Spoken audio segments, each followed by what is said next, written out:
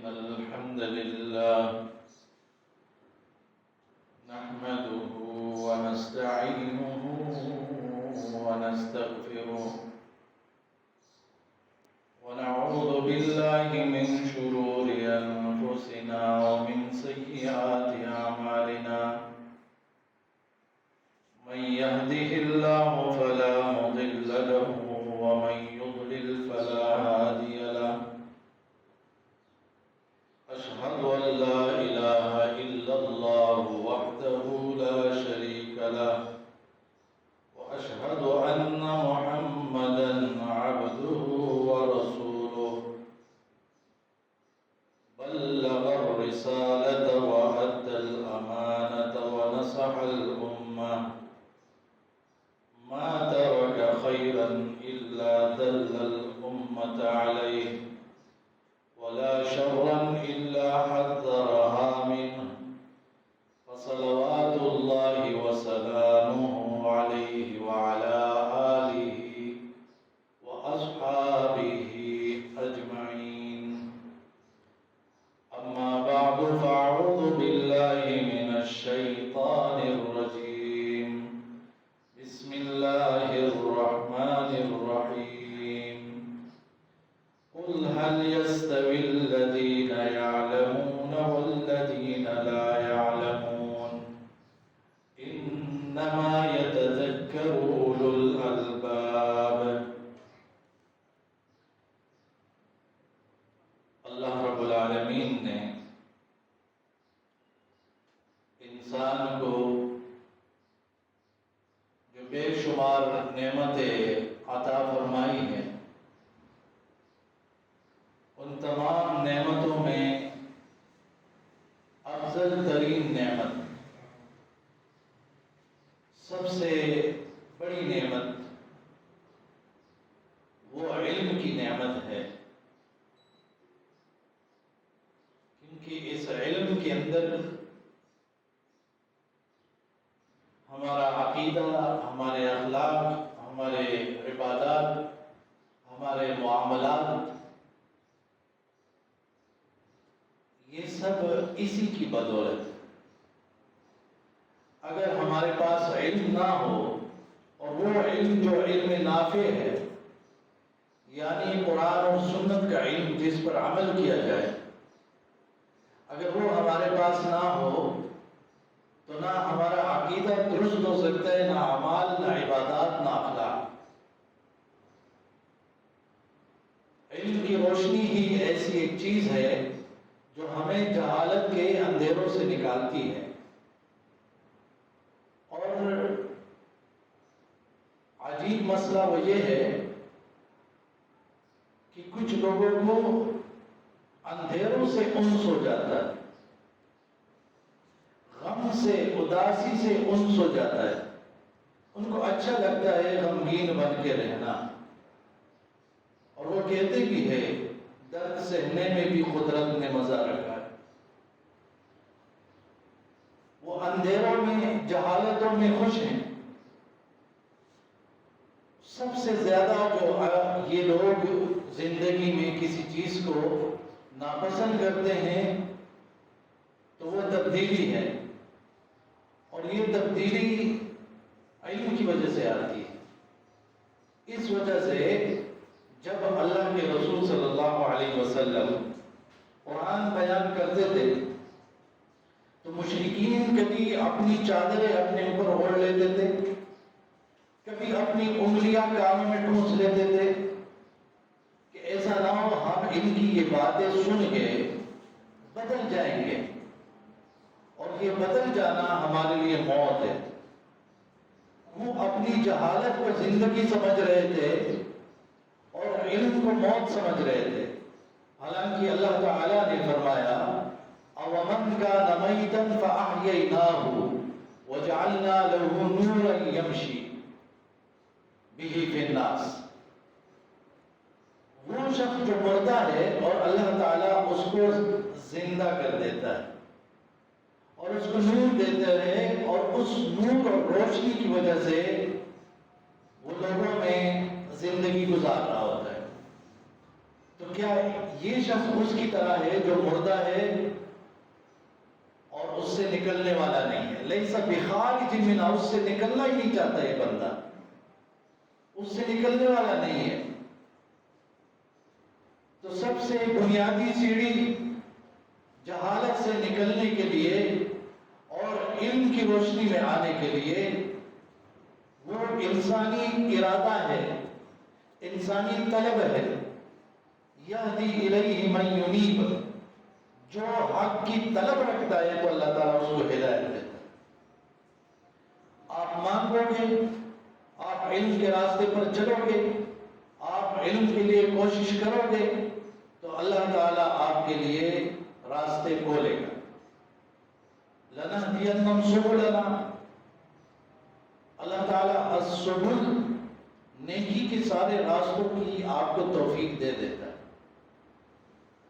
تو سب سے بڑی بات جو میں نے آپ سے کہی کہ علم سے لوگ ڈرتے ہیں، کیونکہ اگر ان کو علم حاصل ہو جائے یہ تبدیل ہو جائیں گے، اور تبدیلی ان کو پسند نہیں ہے، کیونکہ جو دوست ان کے بچپن سے بن چکے ہیں، جو عقیدے، جو معاملات اور جو خیالات، جو واقعات ان کے ذہنوں میں اتر چکے ہیں، وہ سارے بدلنے والے ہیں۔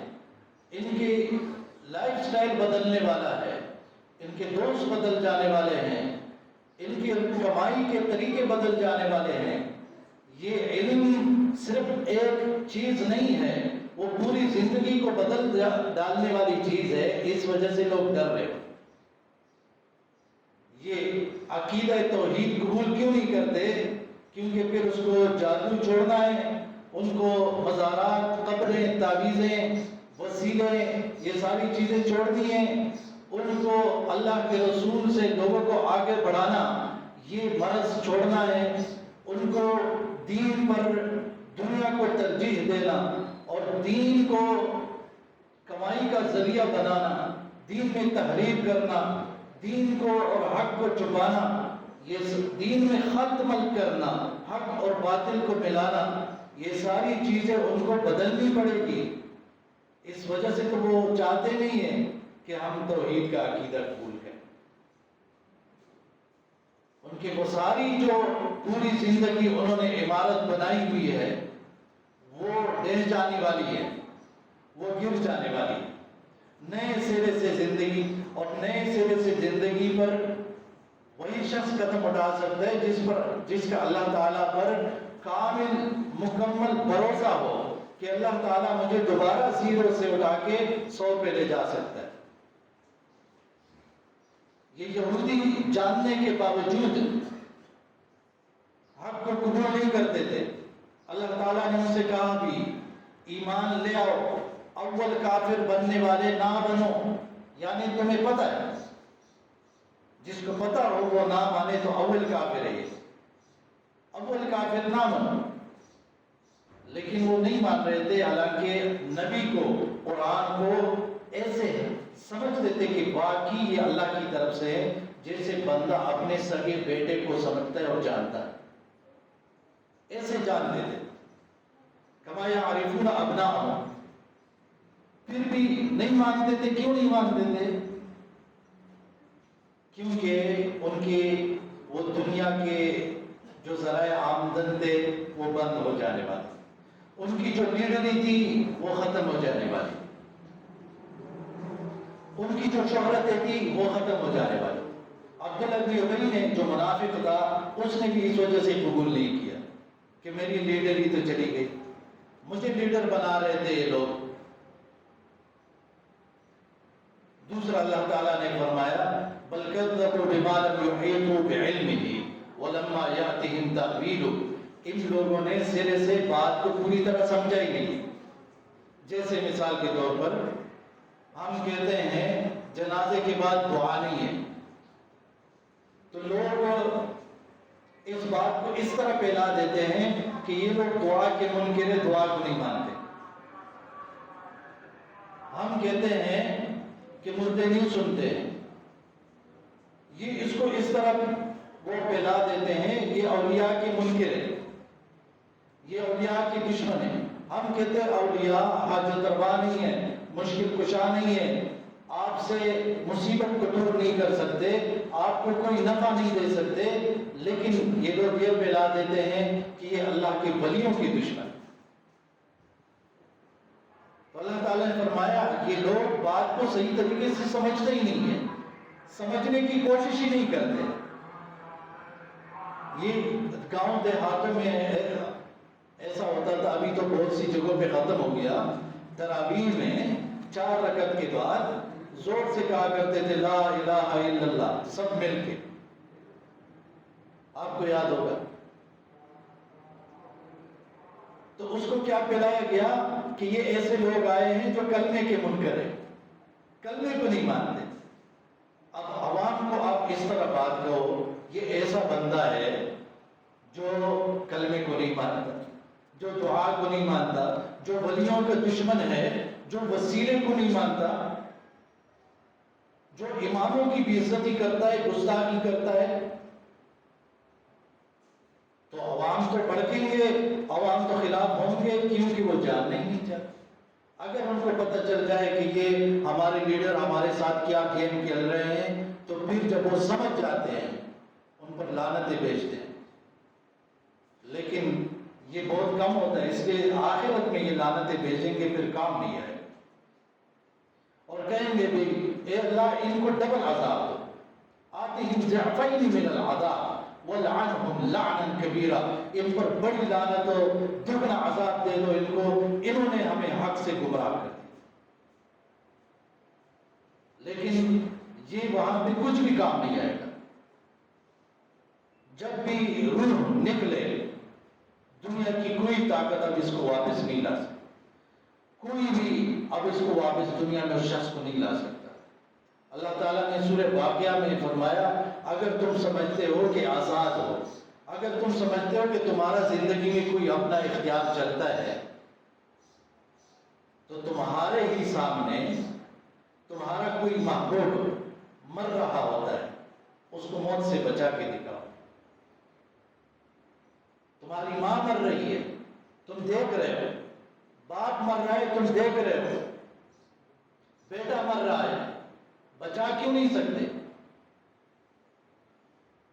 تمہارا اختیار نہیں ہے، تم بے بس ہو، تم اللہ کے قانون اور قدرت کے ماتحت ہو، تم کچھ نہیں کر سکتے۔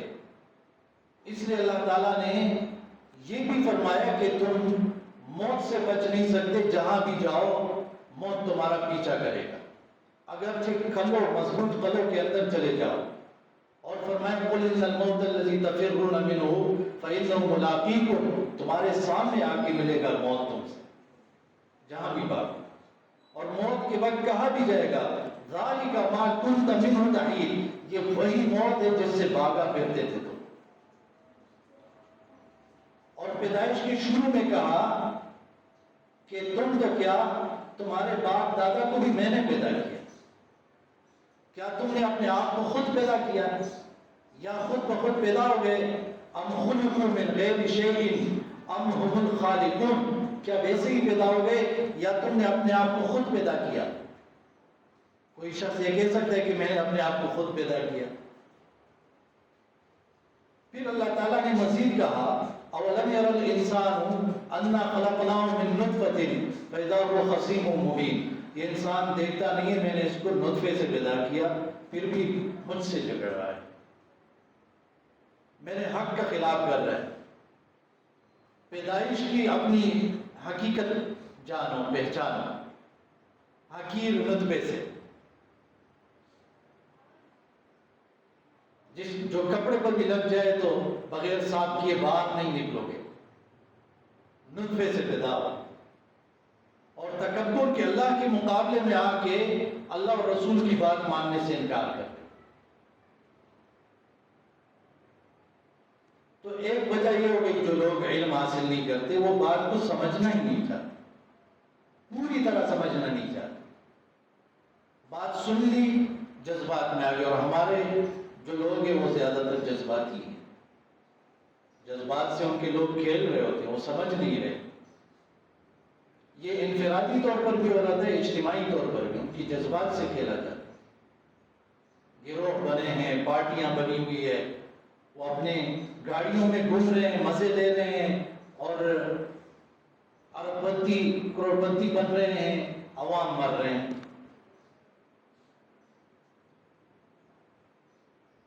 تو بات کو سمجھنا پوری طرح، آپ جو بھی بات سنو اس کی تحقیق کرو۔ عام روزمرہ زندگی میں اللہ تعالیٰ نے فرمایا جو بھی بات سنو آپ اس کی تحقیق کرو۔ تو دین کی بات کی تحقیق نہیں کرو گے؟ اللہ تعالیٰ نے فرمایا وَلَا تَقْفُ مَا لَيْسَ لَكَ بِهِ عِلْمٌ إِنَّ السَّمْعَ وَالْبَصَرَ وَالْفُؤَادَ كُلُّ أُولَئِكَ عَنْهُ مَسْئُولٌ۔ بے علم کی بات کے پیچھے جاؤ ہی نہیں، بے دلیل بات کے پیچھے جاؤ ہی نہیں۔ اور تم کیا سمجھ رہے ہو کہ میری آنکھیں ہیں، میری مرضی ہے جو بھی دیکھوں، میرے کان ہیں، میری مرضی ہے جو بھی سنوں، میرا دل و دماغ ہے، میری مرضی ہے جو بھی کروں، جو بھی سوچوں؟ اللہ تعالیٰ فرمائے نہیں، ان آنکھوں کے بارے میں، ان کانوں کے بارے میں، اس دل و دماغ کے بارے میں پوچھا جائے۔ جو سننا چاہیے تھا تم نے سنا کہ نہیں؟ جو دیکھنا چاہیے تھا تم نے دیکھا کہ نہیں؟ جو سوچنا چاہیے تھا تم نے وہ سوچا کہ نہیں؟ اس لیے اللہ تعالیٰ نے فرمایا جو حق سنتے نہیں، جو حق دیکھتے نہیں، جو حق بولتے نہیں ہیں، گونگے ہیں، بہرے ہیں، اندھے، اور جو حق کو سوچتے نہیں ہیں، اس کے بارے میں غور و فکر ہی نہیں کرتے۔ اللہ تعالیٰ نے فرمایا کہ اولئک کالانعام، یہ تو جانوروں کی طرح، بل ہم اضل، بلکہ ان سے بھی گئے گزرے ہیں۔ بلکہ ایک جگہ فرمایا کہ کیا تمہارے دلوں پر تالے پڑ چکے ہیں کہ تم قرآن میں غور و فکر نہیں کرتے؟ افلا یتدبرون القرآن ام علی قلوب اقفالها، ان کے دلوں پر تالے پڑ چکے ہیں۔ دوسری بڑی وجہ جو لوگ قرآن و سنت کی طرف نہیں آتے ہیں، علم کی طرف نہیں آتے ہیں، وہ وجہ یہ ہوتی ہے، لوگ سدھرتے اس لیے نہیں ہے کہ اللہ تعالیٰ نے ان کو عذاب میں پکڑا نہیں۔ اللہ تعالیٰ ہمیں بچائے، اس بات کو ذرا سوچیں۔ لوگ کہتے ہیں نا کوئی سمجھتا نہیں ہے، بیٹے کو بھی کبھی کہہ دیتے ہیں، کبھی رشتہ داروں، کبھی دوستوں کو، تیرا اور کوئی مطلب نہیں ہے، تو تب صحیح ہو جائے گا جب میں تجھے ایک دو لگاؤں۔ ایسا ہوتا ہے، اس کا مطلب کیا ہوتا ہے؟ تم ٹھیک نہیں ہو رہے ہو بغیر پٹائی کے۔ اللہ تعالیٰ فرماتا ہے وَلَمَّا يَأْتِهِمْ تَأْوِيلُهُ، یہ جو قرآن اور حدیث کو نہیں مان رہے ہیں، یہ جو حق پر نہیں چل رہے ہیں، جو رسول کی مخالفت کر رہے ہیں، یہ جو قرآن کو سمجھ نہیں رہے، اس پر ایمان نہیں لا رہے، اس وجہ سے کہ اس کا انجام ابھی ان کو پہنچا نہیں ہے، عذاب پہنچا نہیں۔ عذاب ڈھونڈ رہے ہیں، کھا رہے ہیں، پی رہے ہیں، اور اللہ تعالیٰ فرماتا ہے ایسے کھا رہے ہیں، ایسے پی رہے ہیں کما تأکل الانعام، جیسے جانور کھا رہے ہیں، پی رہے ہیں۔ تو یہ سمجھ رہے ہیں کہ بس ہمیں کچھ نہیں ہوگا۔ ایک کافر کے پاس صحابی گیا کہ تیرے اوپر میرا قرض ہے، وہ مجھے دے۔ وہ اس سے کہتا ہے کہ نہیں دیتا۔ صحابی اسے کہتا ہے میں قیامت کے دن تم سے لوں گا۔ وہ اسے کہتا ہے اچھا قیامت آئے گی تو پھر تو بہت اچھا ہے، یہاں اللہ تعالیٰ نے مجھے بہت سارا مال اولاد دیا ہے، وہاں بھی دے گا، وہ اس سے دے دوں گا۔ یہ تکبر اور یہ غرور چیک کرے۔ وہ کہہ رہا ہے لَأُوتَيَنَّ مَالًا وَوَلَدًا، یہاں پہ بھی اللہ تعالیٰ نے بہت کچھ دیا ہے، مال بھی بہت دیا ہے، اولاد بھی بہت دیا ہے، اللہ تعالیٰ مجھ سے خوش ہے، میں نیک بندہ ہوں، اس وجہ سے سب کچھ دیا ہے، تو اگر قیامت آئے گی وہاں بھی سب کچھ دے دے گا، اس سے تیرا قرض لوٹا دوں گا، جاؤ۔ قیامت کا مذاق۔ آج کل بھی ایسے ظالم سنگ دل لوگ ہوتے ہیں، مجبور، بے بس، لاچار بندوں سے کہتا ہے اللہ سے ڈرو، قیامت کا دن کا انکار کر رہے ہو، قیامت کے دن مانتے نہیں ہو، اللہ تعالیٰ حساب کرے گا۔ کہہ رہے جاؤ جاؤ دیکھا جائے۔ کیا دیکھا جائے؟ کہہ کیا رہے ہو؟ کس سے دیکھو؟ کس کا مقابلہ کرو؟ ایک بڑی وجہ وہ علم نہ حاصل کرنے کی اور اللہ کی طرف نہ لوٹ آنے کی، وہ یہ بھی عذاب آتا نہیں ہے، لوگ سدھرتے ہیں، اور جب اللہ پکڑ لیتا ہے پھر ایسے آہ وزاری کرتے ہیں، ایسے آہ وزاری کرتے ہیں، یا اللہ اس بیماری سے میں بھی جان چھوٹ جائے، میں تو مسجد نہیں چھوڑوں گا، مسجد میں ہی رہوں گا، میں حلال کمائی کروں گا، میں تجھے ہر وقت یاد رکھوں گا، یہ کروں گا وہ کروں گا۔ پھر اللہ تعالیٰ اس کو اس تکلیف سے نجات دیتا ہے۔ اللہ تعالیٰ فرماتے ہیں مر کالمیت ہونا ہے مس، ایسے ہو جاتا ہے جیسے یہ مجھے پکارا ہی نہیں کرتا تھا، پھر بھول جاتا۔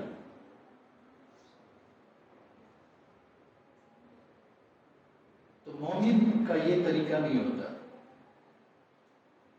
کہ وہ اللہ تعالیٰ سے بارگیننگ کرتا ہے۔ قرآن میں اللہ تعالیٰ منافقین کا ذکر کرتا ہے کہ یہ منافق ہر وقت یہ کہتے رہتے ہیں اے اللہ اگر مال دے دیا مجھے مالدار بنا دو، قرآن میں یہ مجھے مالدار بنا دو، امیر بنا دو، لنصدقن ولنکونن من الصالحین، بہت صدقے خیرات کروں گا، غریبوں مسکینوں کی مدد کروں گا اور نیک بھی بن جاؤں گا۔ اب دیکھو اللہ تعالیٰ سے یہ بارگیننگ کر رہا ہے، نیک مجھے مالدار بناؤ پھر نیک بنوں گا۔ اللہ تعالیٰ فرماتا ہے جب میں ان کو دے دیتا ہوں فَأَعْقَبَهُمْ نِفَاقًا فِي قُلُوبِهِمْ لَا يَعْلَمُونَ، پھر دیتے نہیں، پھر نیک نہیں بنتے،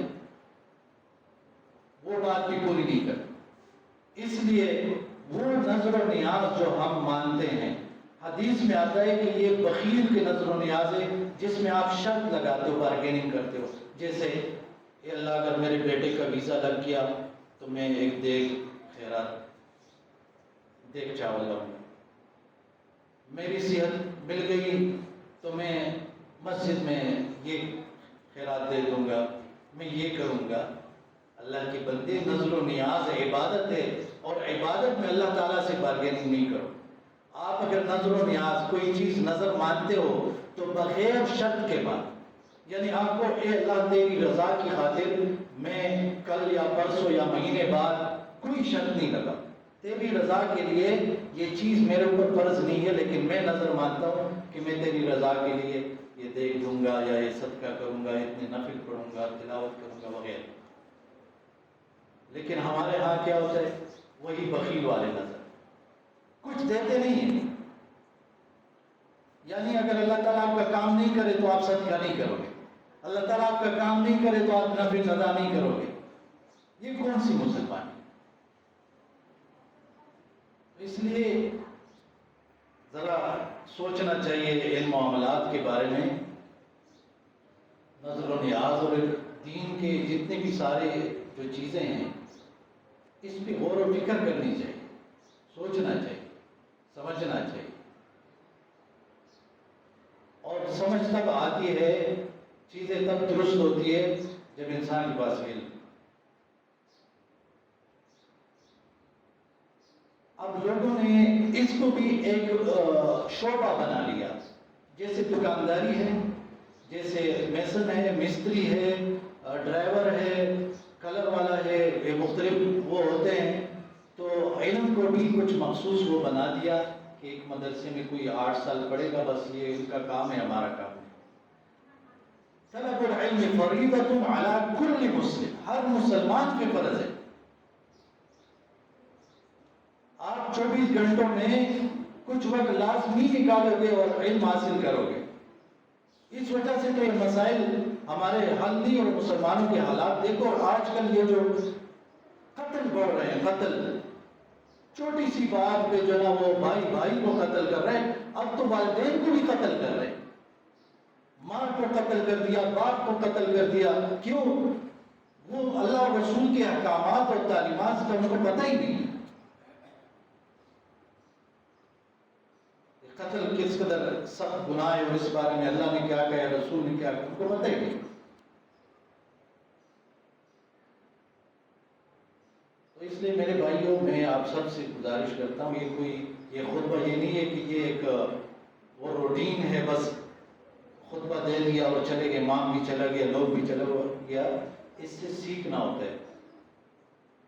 آپ لوگ اپنی اپنی مسجدوں میں، اپنی اپنے اپنے امام سے پڑھنا شروع کریں. جس نے ناظرہ نہیں پڑھا ناظرہ پڑھے، جس نے ترجمہ نہیں پڑھا ترجمہ پڑھے، تفسیر پڑھے، عربی زبان وہ سیکھیں تاکہ قرآن و حدیث عربی میں ہے، وہ سمجھنا آسان ہو جائے. قیامت کے دن کوئی یہ نہیں کہہ سکتا کہ یا اللہ مجھے ٹائم نہیں ملا وغیرہ وغیرہ. بہت سے ایسے کراچی میں ایسے لوگ ہیں جو دو نہیں تین ڈیوٹیاں کرتے ہیں دنیا کی. تین ڈیوٹیاں 24 گھنٹے میں تین ڈیوٹیاں. وہاں 6 گھنٹے کی، وہاں 4 گھنٹے کی، وہاں 2 گھنٹے کی، لیکن کر رہے ہیں. تین جگہ پکڑی ہوئی. اور دین کے لیے آپ کے پاس ٹائم نہیں ہے، کس کو دھوکہ دو. اور علم کے بارے میں تو 2 سوال ہوں گے. آپ نے سیکھا کیا، اس پہ عمل کیا.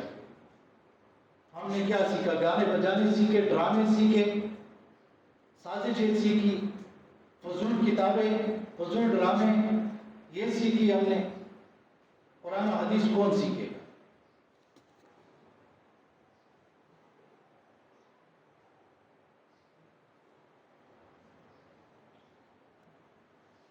نحمده ونصلي على رسول الكريم. اما بعد فاعوذ بالله من الشيطان الرجيم. بسم الله الرحمن الرحيم. يرفع الله الذين آمنوا منكم والذين اوتوا العلم درجات. علم والے لوگ اللہ تعالیٰ سے ڈرتے ہیں اور علم والے لوگ کی اللہ تعالیٰ درجات بلند فرماتا ہے. علم والے لوگوں کا ذکر اللہ تعالیٰ نے اپنے اور فرشتوں کے ساتھ ایک ہی آیت میں کیا ہے. یہ بات یاد رکھیں. شہد اللہ انہ لا الہ الا هو والملائکۃ واولو العلم قائما بالقسط. ایک ہی آیت میں اللہ نے اپنی گواہی کا ذکر کیا، فرشتوں کی گواہی کا، پھر علماء کی گواہی کا ذکر. اس سے بڑی فضیلت ہے. اور علماء نے کہا ہے کہ نبوت اور علم کے درمیان کوئی تیسرا درجہ نہیں ہے، بس نبوت کے بعد علم. اس کو بھی ذرا سوچیں. یہ جو کہا گیا علماء ورثۃ الانبیاء، تو اس لیے ابھی نیا سال اکثر مدارس میں شروع ہو رہا ہے. آپ لوگ کوشش کریں اپنے بچوں کو، لڑکوں کو علم کے لیے وقف کریں. 3-4 بیٹے اللہ تعالیٰ نے عطا کیے ہیں، ایک کو وقف کرو. باقی بیٹوں کو سمجھاؤ کہ آپ لوگوں نے انشاءاللہ آگے جا کے اس کی بھرپور مدد کرنی ہے کہ یہ اللہ کے دین کا کام کرے. اس کے لیے وقف ہو اور آپ لوگ جو ہے وہ ان کی سپورٹ کریں. بیٹیاں ہیں، بیٹیوں کو ان میں سے وقف کرو. ان کو وہ زیادہ پڑھنے کی شوق رکھتی ہے، ان کو پڑھاؤ مدارس میں، عالمائیں بنیں. اللہ تعالیٰ مجھے اور آپ سب کو عمل کرنے کی